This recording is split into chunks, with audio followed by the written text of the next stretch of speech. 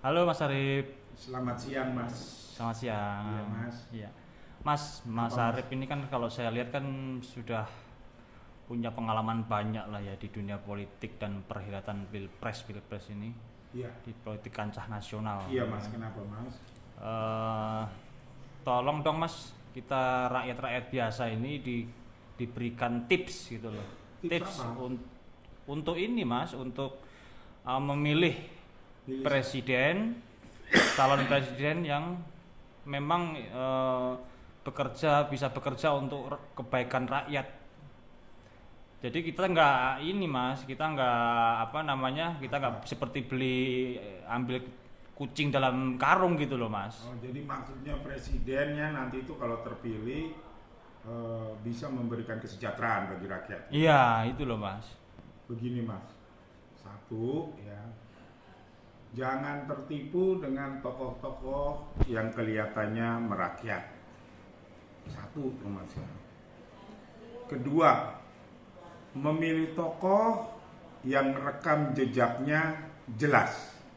Artinya begini loh Mas, ini kan saya lihat ya dari pantauan-pantauan media, tokoh-tokoh yang berpotensi jadi capres ini semuanya itu ada di pemerintahan.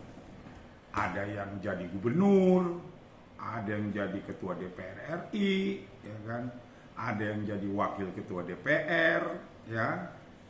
Terus ada yang jadi ketum partai yang punya pengalaman 16 tahun di militer, ya. Terus juga ada yang jadi menteri, Mas. Ada yang jadi pokoknya pejabat negara lah, Mas. Artinya gini, rakyat harus cerdas, ya kan? Sejauh mana mereka-mereka itu yang saat ini menjabat sebagai pejabat negara, ya, kebijakannya, programnya, kinerjanya, apakah sudah dirasakan oleh rakyat? Apakah sudah mempengaruhi kehidupan ekonomi keluarga masyarakat? Itu tipsnya bagi rakyat, ya. Jadi jangan beli kucing dalam karung. Tokoh-tokoh yang kejeblos got, tokoh-tokoh yang suka naik sepeda, ya kan? Atau tokoh-tokoh yang kelihatan muda gitu kan, tapi pengalamannya kurang, ya. Jadi jangan salah ya memilih presiden di 2024. Apalagi kita ini kan baru kena dampak Covid, Mas. Artinya perekonomian keluarga masyarakat juga menurun. Ya. Artinya memilihlah tokoh yang bisa mengelola ekonomi dengan baik. Contoh aja, Mas. Gampang. Misalnya gubernur Jawa Tengah, Mas Ganjar. Apakah kebijakan dan program Mas Ganjar dirasakan juga oleh orang-orang di luar Jawa Tengah? Memberi pengaruh tidak kepada perekonomian keluarga mereka? Lalu juga Mas Anies Baswedan, kebijakan-kebijakannya kayak bikin Formula E, buat JIS, punya dampak ekonomi tidak terhadap orang di luar Jakarta atau di luar Jawa? Ya kan, lalu Ridwan Kamil di Jawa Barat juga seperti itu.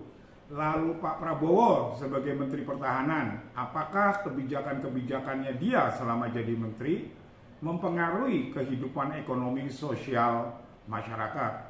Lalu Mas Agus Yudhoyono yang 16 tahun punya pengalaman di militer, apakah sudah membuktikan rekam jejaknya memberikan dampak kepada perekonomian masyarakat? Itu aja, Mas. Jadi yang kita pilih itu adalah tokoh, ya kan, yang bisa memberikan kehidupan, kesejahteraan ekonomi keluarga yang lebih baik pasca Covid ini, Mas. Jadi begitu, Mas, ya. Itu tipsnya, Mas. Iya. Jangan beli kucing dalam karung. Makasih Mas. Tuh.